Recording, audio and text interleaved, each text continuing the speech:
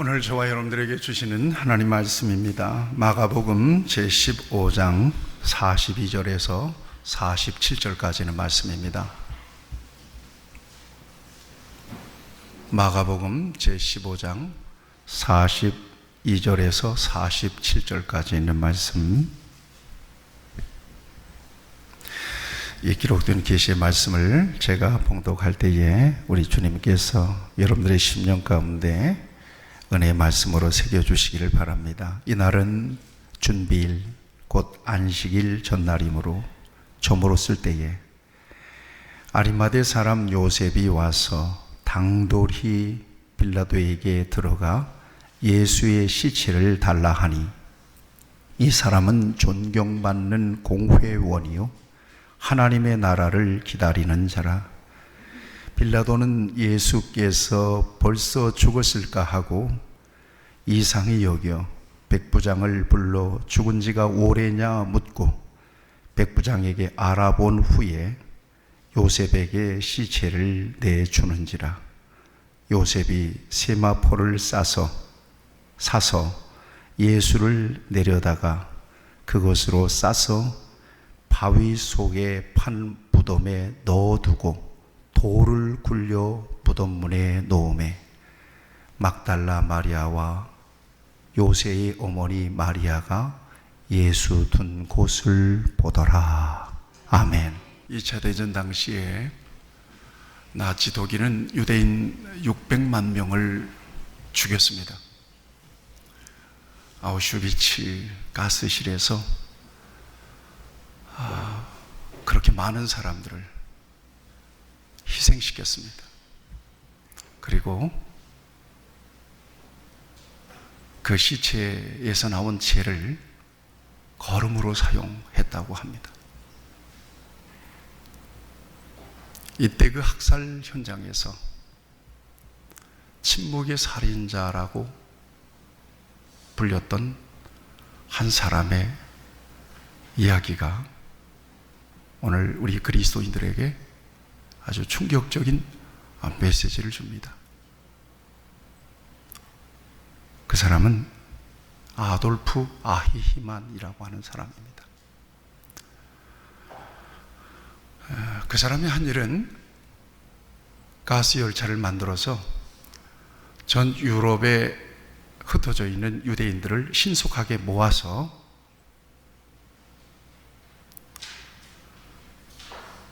가스실로 이송시키는 일이었습니다.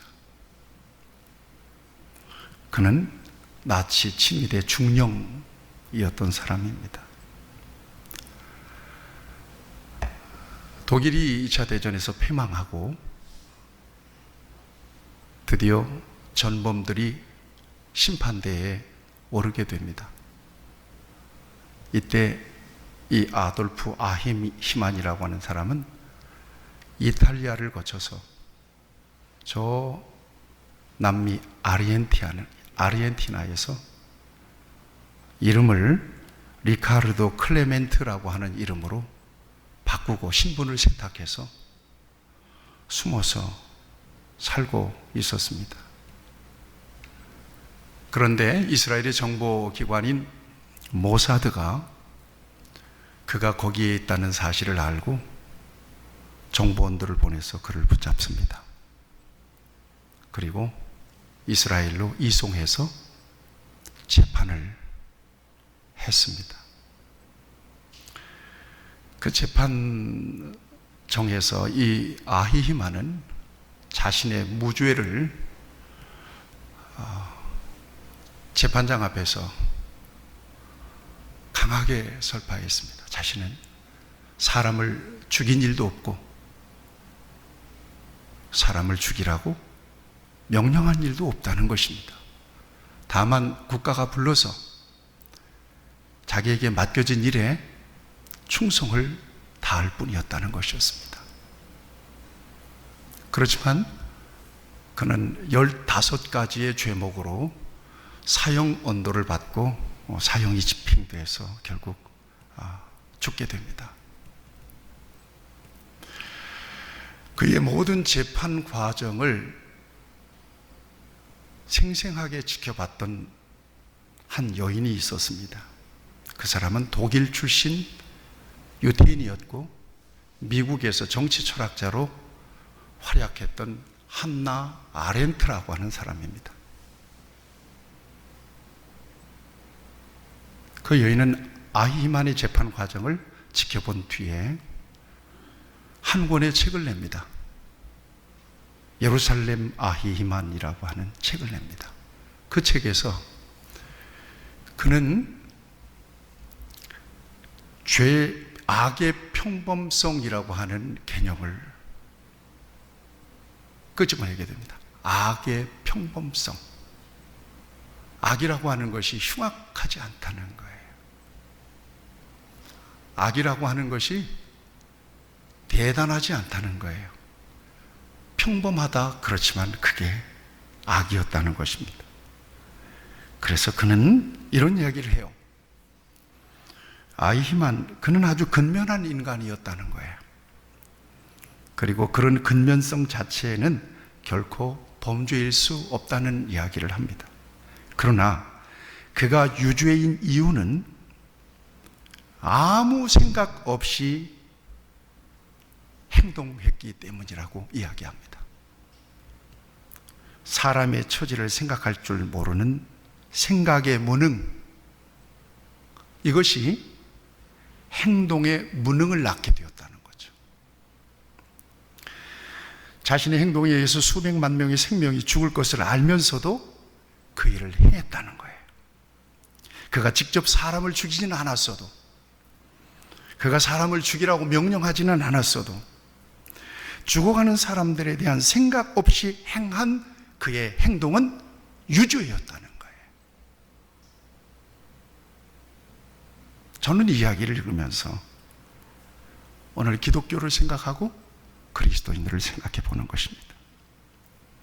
그리스도인들이 이렇게 많고 교회가 이렇게 많은데 세상의 불의와 죄악에 그리스도인들과 교회가 침묵하고 다만 자기의 구원과 축복만을 위해서 자신의 삶을 묵묵하게 살아가고 있다면, 나아가서 전혀 믿는 자로서 자신의 신분을 드러내지도 않은 채 불의와 섞여서 살아가고 있다면, 이것은 분명 적극적으로 죄악을 저지르지 않고 그 죄악에 참여하지 않았다 할지라도 세상에 대한 무책임, 세상에 대한 생각 없이 산 그리스도인들이 악의 평범성이라고 하는 죄악의 죄명에 걸려 있을 수밖에 없다는 생각을 하게 되었습니다. 그리스도인들이 죄악된 세상에서 죽어가는 영혼들과 이 부조리하고 불의한 이 세상에서 방관자들로 살아간다면 그것은 틀림없이 이 세상과 사회에 대해서 하나님은 유죄를 선언할 수도 있다는 생각을 하게 되었습니다. 예수님의 십자가 사건을 중심으로 12시간 동안 등장하는 사람들의 행동과 그 동선에 관심을 가지고 지켜봤습니다. 살펴봤습니다. 우리가 마가복음을 묵상하면서 이 사람들의 이야기는 벌써 우리의 머릿속에 남아있을 것입니다. 예수님의 제자들, 예수님이 잡힐 때 다 도망가 버렸습니다.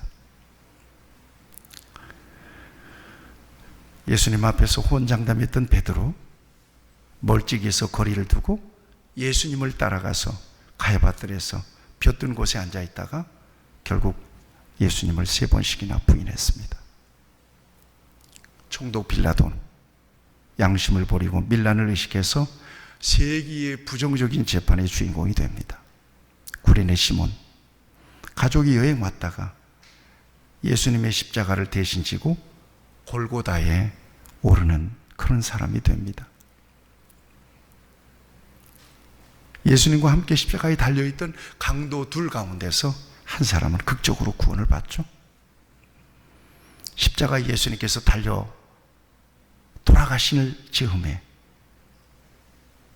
십자가 주변에 지나던 사람들이나 그를 지켜봤던, 예수님을 지켜봤던 제사장들이 예수님을 조롱하고 비난하는 장면도 성경은 그대로 기록하고 있습니다.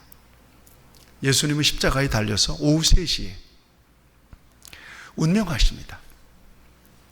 이때에 평소에 거명되지 않았던 두 사람이 예수님이 죽음과 함께 등장하게 됩니다. 한 사람은 오늘 본문의 아리마대 요셉이라고 하는 사람이고, 또 한 사람은 니고데모라고 하는 사람입니다. 이 아리마대 요셉은 사복음서에서 그 이름을 전부 드러내주고 있습니다. 오늘 본문에서는 존귀한 공회원으로 하나님의 나라를 기다리는 자라고 소개하고 있습니다. 마태복음에서는 부자라고 소개하고 있고요. 예수님의 시체를 정한 세마포로 싸서 자기의 소유 새 무덤에 장사 지냈다고 기록하고 있습니다. 누가복음에서는 그는 선하고 의로운 사람이요 예수님을 처형하고자 결의할 때 저희의 결의와 행사에 가타하지 아니한 사람이라고 밝히고 있습니다. 요한복음에서는 그는 예수님의 제자였지만 유대인들을 두려워해서 신분을 숨겼다, 이렇게 그를 소개하고 있습니다.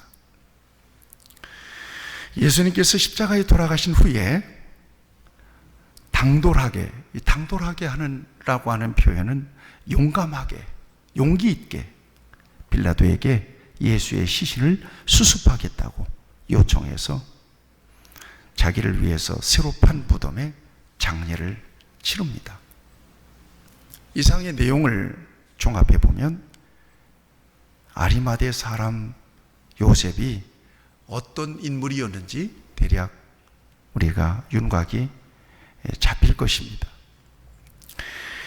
또 등장하는 한 사람이 있습니다. 예수님의 장례와 함께 바로 니고데모라고 하는 사람입니다.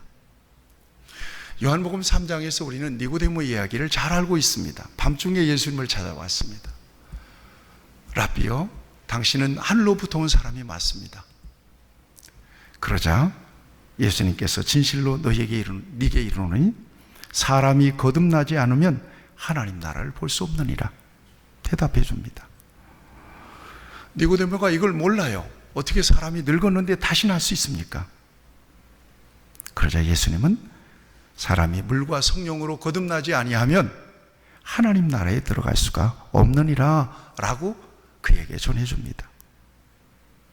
그러면서 육신으로 나는 것은 육이요 성령으로 나는 것은 영이니 내가 네게 거듭나야 하겠다 하는 말을 이상하게 여기지 말라, 이렇게 얘기해 줍니다. 이 니고데모와의 대화 속에서 예수님은 거듭나는 것이라는 것이 무엇인지를 정의해 주기도 하셨습니다.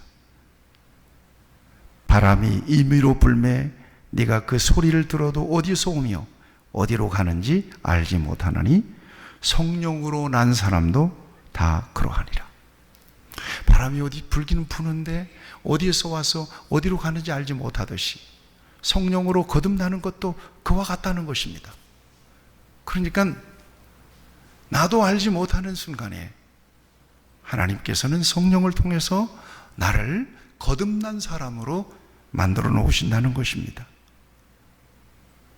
그렇게 거듭남이라고 하는 것은 신비스러운 하나님의 사건이라고 하는 사실을 가르쳐 주기도 하십니다. 그리고 그와의 대화 끝에서 성령의 요절이라고 우리가 암송하고 있는 요한복음 3장 16절 말씀도 그와의 대화 끝에서 주신 말씀입니다. 하나님이 세상을 이처럼 사랑하사 독생자를 주셨으니 이는 그를 믿는 자마다 멸망하지 않고 영생을 얻게 하려 하심이라. 하나님이 그 아들을 세상에 보내신 것은 세상을 심판하려 하심이 아니요 저로 말미암아 세상이 구원을 받게 하려 하심이라. 그리고는 그의 이름이 복음서에 등장하지 않습니다. 그러다가 요한복음 7장에서 한 번 등장합니다. 그 중에 한 사람, 곧 전에 예수께 왔던 니고데모가 저에게 말하되 우리 율법은 사람의 말로 듣고 그 행한 것을 알기 전에 판결하느냐?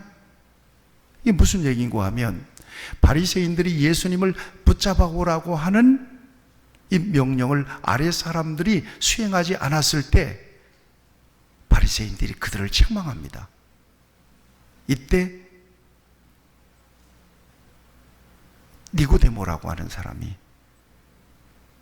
그들에게 항변하는 겁니다.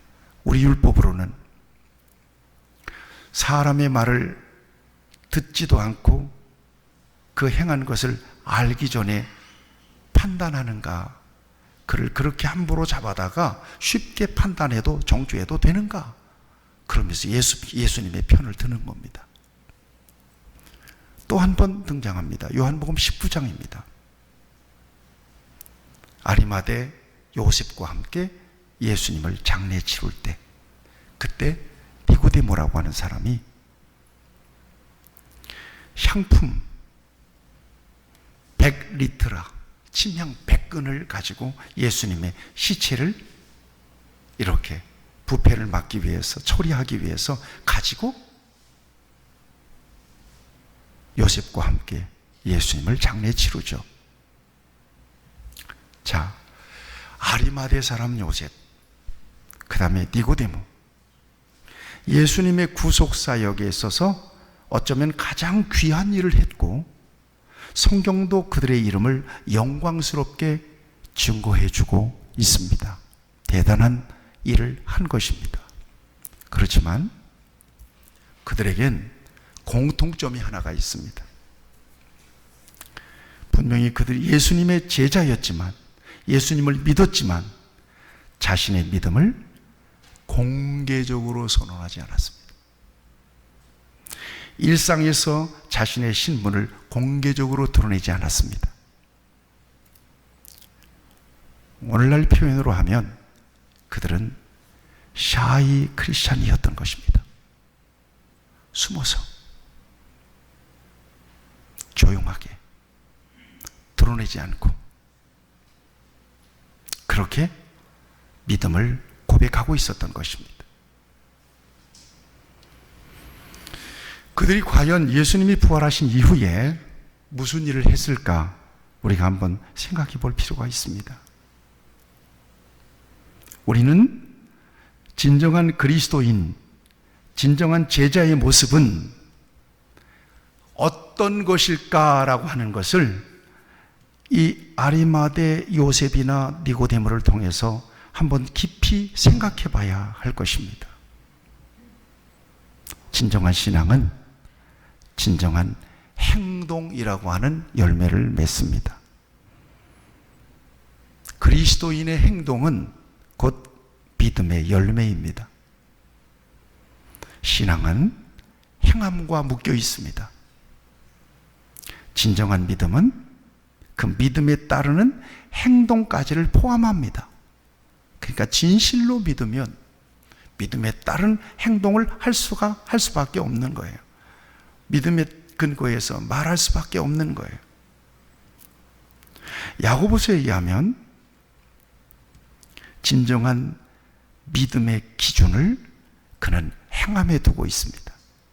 너희 중에 누구든지 그에게 이르되 평안히 가라, 돕게 하라, 배부르게 하라 하며 그 몸에 쓸 것을 주지 아니하면 무슨 이익이 있을 것이냐. 이와 같이 행함 없는 믿음은 그 자체가 죽은 것이라.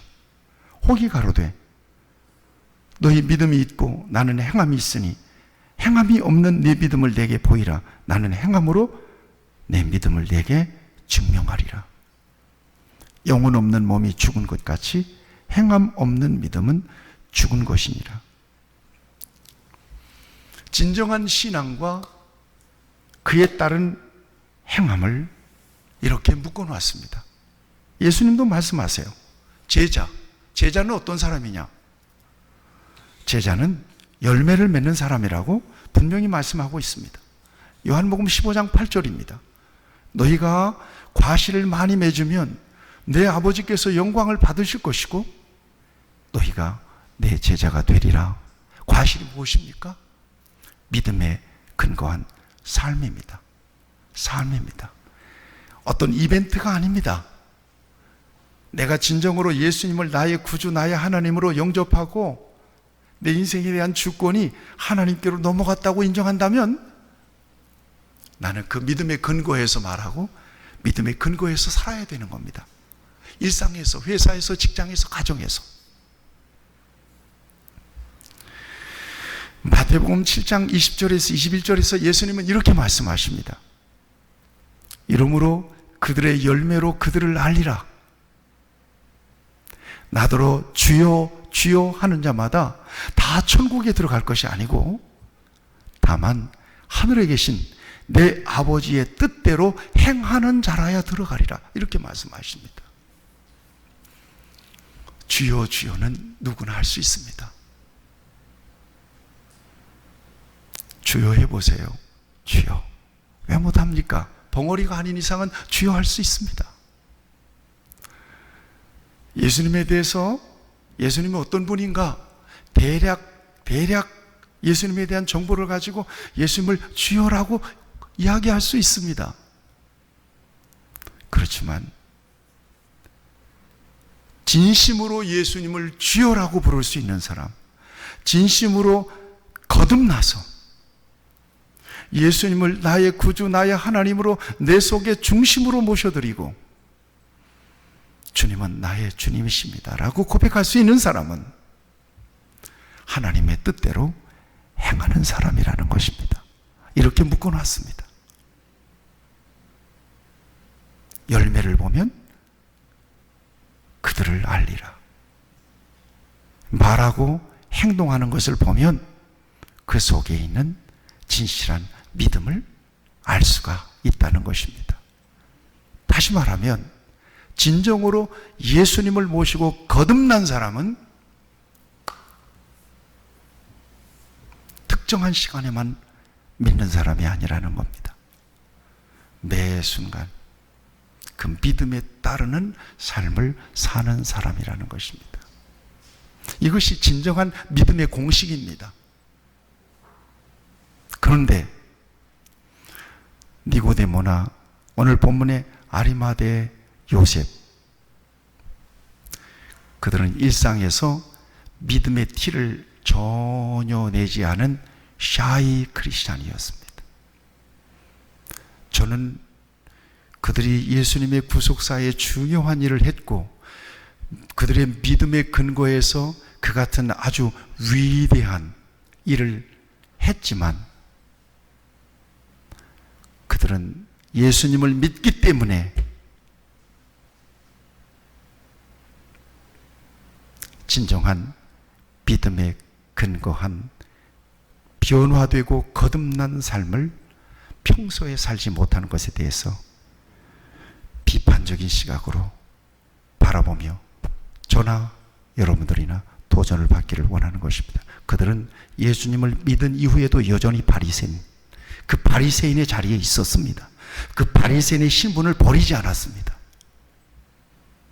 그러면서 마음속으로는 예수님을 믿었다는 겁니다. 그들은 예수님을 구주로 믿고 하나님의 나라를 그리스도로 인하여 기대하고 고대하던 사람들이었지만 관원, 유대인의 관원이라고 하는 신분도 그대로 유지했습니다. 니고데모는 사람들을 의식해서 밤중에 예수님을 찾아왔던 사람이고요. 아리마대 요셉이라고 하는 사람은 요한복음 19장 38절에 보면 예수님의 제자이나 예수님의 제자라고 하는 이름을 누구에게나 붙일 수 있는 이름이 아닙니다. 예수님의 제자이나 예수님의 삶, 예수님의 사역, 그의 메시아 사역을 분명하게 알고 인정하고 믿고 있었지만 유대인들이 두려워서 그것을 숨겼다라고 분명하게 증거해 주고 있습니다. 샤이, 부끄러워서, 두려워서 자신의 신분을 드러내지 않았던 거예요. 특정한 순간에 믿음의 행동을 오시자 하고 나타내는 것도 중요한 의미가 있겠지만, 성경적인 신앙은 일상 속에서 나와 평상시에 관계하는 모든 사람들, 그 속에서, 복잡하고 어지러운 세상 속에서, 부조리가 가득하고 불의가 관영한 그 세상 속에서 진정으로 그리스도인으로 살아가는 것입니다. 이게 진정한 성경적인 그리스도인이요, 예수님을 만나서 나는 예수님 때문에 나의 욕심을 내려놓았습니다. 예수님 때문에 이전에 잘못된 나의 습관도 버렸습니다. 예수님 때문에 나는 안락하고 편안한 길을 포기하고, 손해도 보고 어려운 길이지만 좁은 길을 선택적으로 살았습니다. 예수님 때문에 욕을 먹었습니다. 예수님 때문에 왕따를 당하기도 했습니다. 외면을 당하기도 했습니다. 그렇지만 나는 예수 그리스도 안에 있는 삶을 사랑하고, 나는 나의 삶에 있어서 예수님이 내 삶의, 내 인생의 가치의 우선순위입니다. 그 같은 삶을 성경은 원하고, 우리 주님은 그 같은 삶을 원하고 계시다라고 하는 사실을 저와 여러분들이 기억해야 될 것입니다. 니고데모,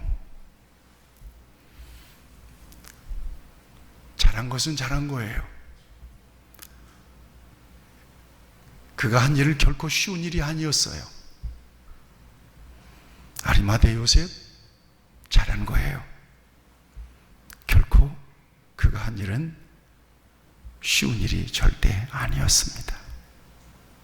어쩌면 이 일로 인하여 그 뒤에 낙인이 찍혀서 유대인들에게 온갖 어려움을 겪을 수도 있었을 거라고 생각합니다. 그러나 감수하고 예수님의 시체, 그 마지막 시체를 그렇게 해서 거두는 일에 같이 협력하고, 그 같은 사실을 성경을 통해서 이렇게 나타내고 증거하는 것은, 증거가 되는 것은 위대한 일이었습니다. 그렇지만 그것보다도 더 어쩌면 소중한 것은, 요한복음 3장에서 물과 성령으로 거듭나야 하나님 나라 갈 수 있어, 그 순간 예수님과의 만남, 그 만남을 통해서 영의 눈이 열리고 예수님의 메시아로 받아들여지고 믿어졌다면, 그는 그의 삶과 그의 태도를 예수님을 중심으로 바꿨어야 했습니다. 바리새인의 신분을 더 이상 유지할 수 없고, 유대인의 관원이라고 하는 이 같은 명예도 권세도 더 이상 유지하지 아니하고, 어쩌면 주님이 동의하시고 주님이 원하시는 삶을 힘들고 어려워도 쫓아가서야 했을 것입니다. 아리마대 요셉도 역시 마찬가지고. 그러나 그들은 그렇지 하지 않았습니다. 신분을 철저하게 숨겼습니다. 오늘의 상황으로 연결시켜서 얘기해 보면, 교회 와서 예배를 경건하게 드리고 믿음의 말을 하고 얼굴에 웃음기 활짝, 안녕하세요, 평소에 내지 않은 그 부드럽고 따뜻한 목소리로 친절을 베푸는 그의 모습이 세상에 나가면 완전히 돌변하는 것입니다. 세상에서 그는 전혀 그런 모습이 아닙니다. 교회 안에 믿는 사람들이 이렇게 많은데 세상에 나가서 여러분들 믿는 사람들 골라낼 수 있겠습니까? 세상에 나가면 믿는 사람들이 없는 겁니다. 교회가, 교인들이 이렇게 많은데 세상은 여전히 어둠과 부조리로 가득 차 있는 겁니다. 저 사람이 분명히 믿는 사람입니다. 그런데 신분을 철저하게 감춥니다. 믿음의 신분을 드러내는 것을 부끄러워합니다. 오늘 그래서 제목을 교인인 게 부끄럽습니까? 이렇게. 여러분 생각해 보세요. 교인인 게 부끄럽습니까? 나는 예수님을 믿습니다.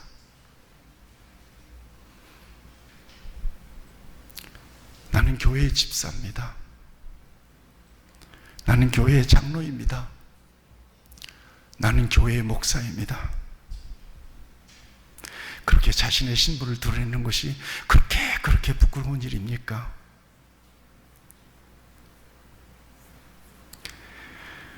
일요일에 교회를 나가는 것 외에는 세상 사람들과 똑같이 정체성의 혼돈 가운데 우유부단한 삶을 살아가는 그리스도인들이 이 땅에 너무나 많습니다. 샤이. 교회 안에서는 예수 믿는 사람인데 세상에서는 세상의 신분과 세상의 사람들과의 그냥 섞여서 전혀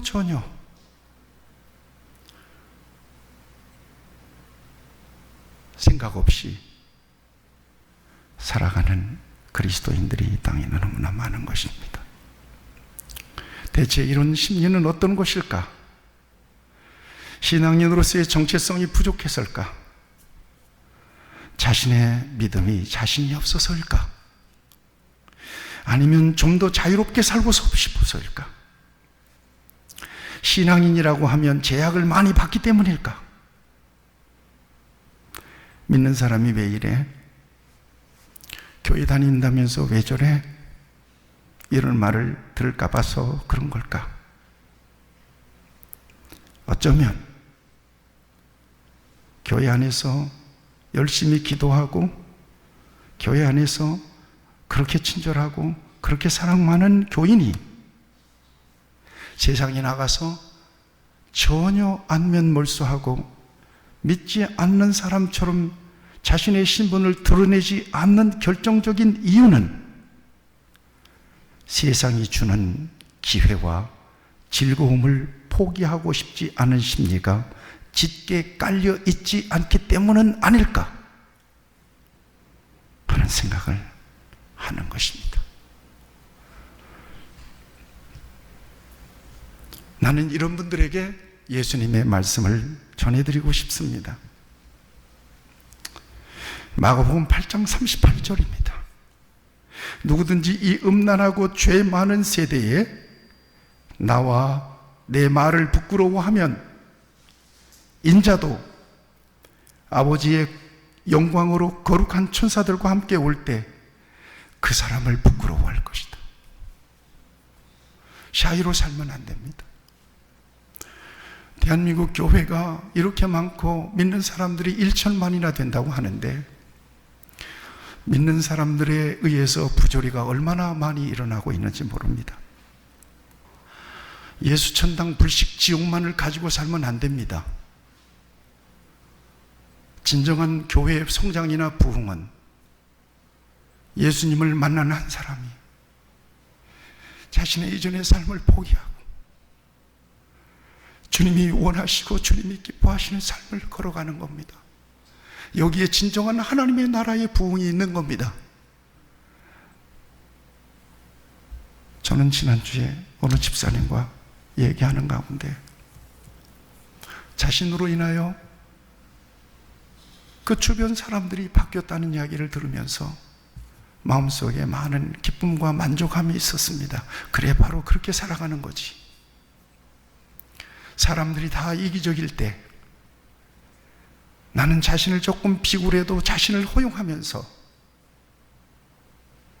모든 사람들이 그 사람을 닮게 만들고 함께 자기도 조금씩 경계를 허물고, 그리고 나 자신보다도 남을 좀 더 위하게 되는 그런 세상을 나로 인하여 만들어가는 것이 그리스도인의 진정한 책무가 아니겠는가 하는 것입니다. 그래서 저는 목사로서 그래, 됐다. 그런 교인이 우리 교회에 한 사람만 있어도 그래, 나는 목사로서 행복하고 족하다 하는 생각을 하게 되는 겁니다.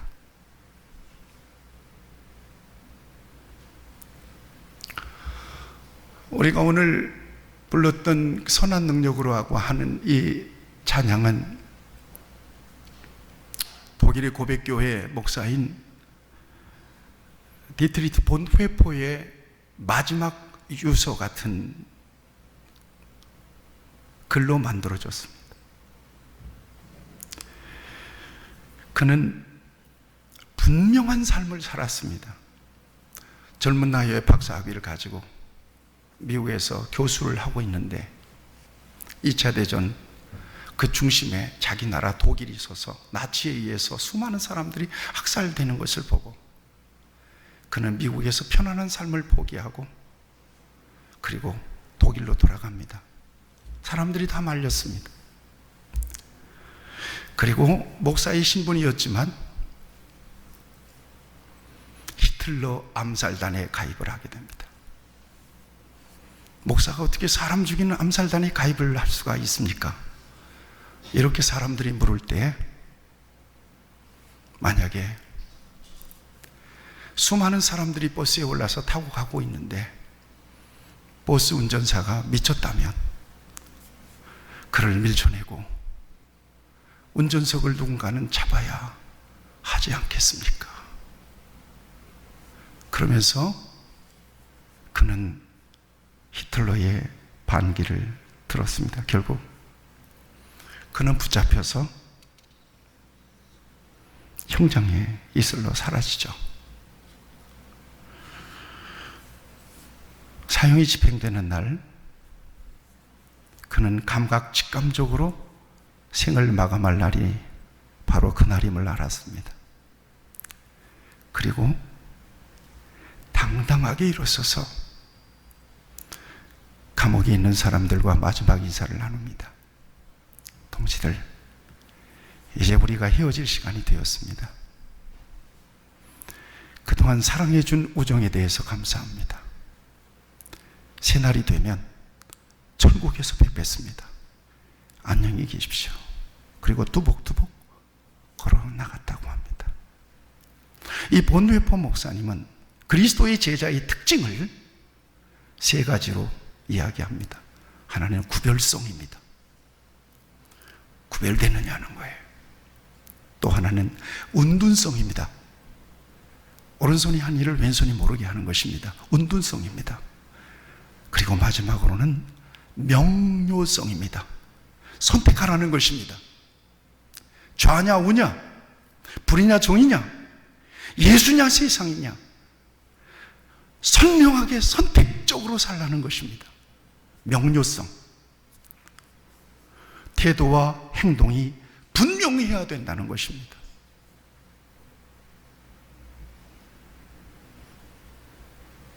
니고데모와 아리마대 사람 요셉, 결정적인 순간에 자신의 신분을 드러내는 것도 중요합니다. 일요일 날 예배하는 시간에 성경책을 들고 예배당에 오는 행동도 중요합니다.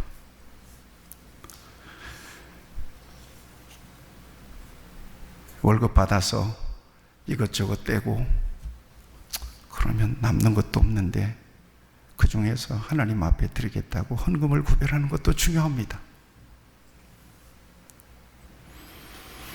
그렇지만 일상 속에서, 내 가정에서, 학교에서, 내 직장에서, 내 사업처에서